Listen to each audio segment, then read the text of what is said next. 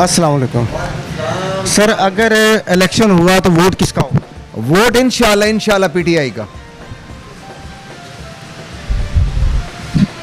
जी भाई साहब, वोट किसका है?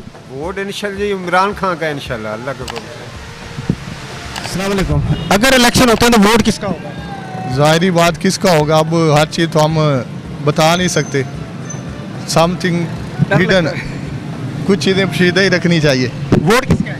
वोट तो अभी जी थोड़ा सा रिलीफ मिलेगा, किसी को तो फ्री वोट डलेगा, वोट ऐसे तो नहीं डलेगा।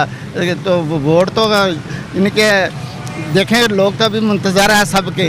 हाँ, अभी इंतज़ार कर रहे हैं। अगर इलेक्शन होते हैं तो वोट किसका होगा? भाई हमें तो पता ही कोई नहीं है। हाँ जी, वोट किसका होगा? शेर दा। अस्सलाम वालेकुम, इलेक्शन अगर होते हैं तो वोट